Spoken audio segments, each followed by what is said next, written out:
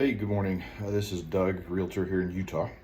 Uh, just as we keep discussing buying here in 2023, buying a home, um, the one thing that does pop up um, from time to time is in a buying situation, you want to come from the strongest position possible.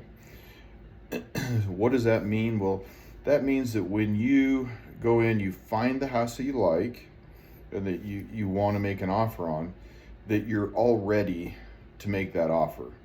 That means that you don't have to uh, go find find out if you're approved for a mortgage. You're already pre-approved. You're already working with a financial institution. You're already ready to go. And so when you make the offer, it's not, hey, we need, you know, 2 months to be able to close because we need to go see if we're pre-approved for funding and lending. So you want to be able to have that pre-approval. Well, how does that pre-approval happen? Well, your pre-approval happens when you start working with a mortgage company, the mortgage company, a bank, a lender, whoever. But there is a whoever, and then there's the team that I've talked about, my team here in Utah, that we can just get things done when others can't, which I think is really important. But that's for another episode here. But anyway, you want to be able to go in and have things pre-approved, ready to walk in and say, we're ready to go. We have the financing, we've got down payments, we've got everything that way. We're ready to go. What that does is that puts the seller at ease, knowing that there's not a whole bunch of tentacles coming off of the offer. Some of the harder ones are in the market are that you're pre-approved, but you've got to sell your home. So those can be a little harder. They can definitely be navigated, but it's a little harder because the seller's looking, going, well, you want to buy my home, I want to go buy somebody else's home, but you need to sell your home. And what if the person buying your home needs to sell their home? So it really becomes a big domino effect. So being ready to go and be able to walk in and say, here we are, we're pre-approved, we have, really nothing holding us back, and we just like to make an offer on the house. So with that, as you go through making a strong offer, you want to look at your earnest money. So your earnest money is kind of like a down payment, if you will. You get credit for it. If something happens in like an inspection, that you get that money back, or can get the money back, depending. So there are some rules and regulations to that. So it's not all the time, but it can be worked around too. But you have your earnest money.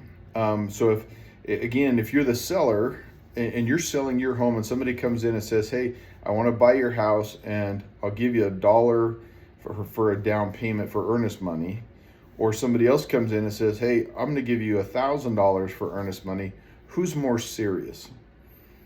And I think that really, if you look at it and kind of turn a little bit and say, okay, if I was selling, who would I want to work with? I think that really helps you be able to become more engaged and more understanding of what you need. So you have earnest money, you've got a pre-approval from your lender saying, they've got everything they need.